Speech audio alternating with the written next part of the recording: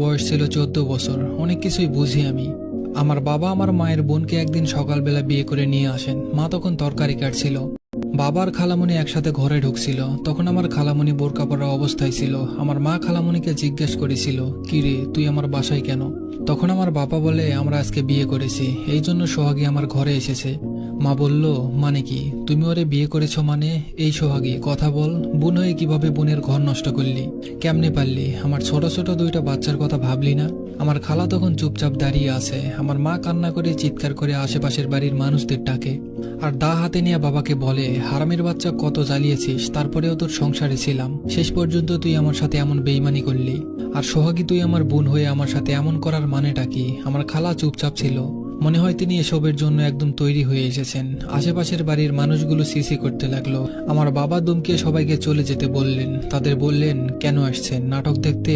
যান, যার যার ঘরে চলে যান। তারপর বাবা একটা রুমে আমার খালাকে নিয়ে গিয়ে দরজা বন্ধ করে দিল। আমার মা যেন বিষয়টা হজম করতে পারলো না। আমার মা আমাকে বলল তাড়াতাড়ি নানার বাড়িতে যেতে, আর নানিকে ডেকে নিয়ে আসতে। আমি নানার বাড়ি খালি পায়ে বিলের মধ্যে দিয়ে দৌড়ে যাই। আমার নানু বুড়ো মানুষ, খুব অসুস্থ ছিল। তার মধ্যে আমার একটা মামা প্রতিবন্ধী ছিল। নানুকে কোনো রকম আমার সাথে মামাকে বাড়িতে রেখে আসে।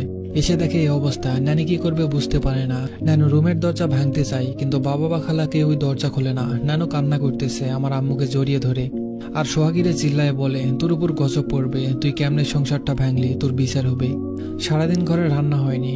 আমাকে আর ভাইকে পাশের বাড়ির এক কাকি ডেকে নিয়ে গিয়ে ভাত খাওয়ায়। মা সারাদিন উপসী ছিল।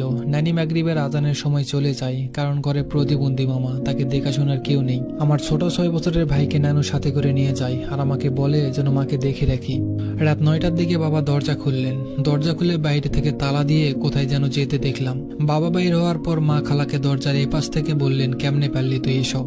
নিজের জামাইয়ের ভাত খেতে তো পারিসনি, তাই বলে আমার সংসার ভাঙলি? অনেক গালিও দিল মা, কিন্তু খালা একদম চুপ হয়ে থাকলো। 20 মিনিট পর বাবা আসলো, হাতে খাবারের প্যাকেট। তারপর রুমে ঢুকে দরজা বন্ধ করে দিল। রাত 10টার দিকে বাবা মায়ের কাছে এসে বলল, দেখো, আমি কোনো ঝামেলা চাইনি, তোমরা দুই বোন মিলেমিশে থেকো। মা তখন বাপের জামার কলার ধরে বলল, জানোয়ারের বাচ্চা, জানোয়ার, তুই কি মনে করছিস? আমার সবকিছুর জন্য তুই দায়ী, এমনকি আমার মরণের জন্য। তখন বাবা মায়ের গায়ে হাত তোলে আর বলে, তোর মধ্যে কি আছে? কিছুই নেই, কিছুই পাইনি, সেই জন্যই বিয়ে করেছি। তোর মতো মোটা বড়ির ভালো লাগে না, সেই জন্য চিকন দেখে বিয়ে করেছি। এটা বলে বাবা রুমে ঢুকে যায়, আর মা বসে বসে কাঁদতে থাকে।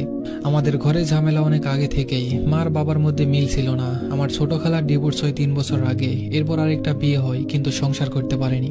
আমার বাবার সাথে ছোট খালার অনেক ভাব ছিল, প্রায় সময় আমাদের বাড়িতে এসে থাকতো।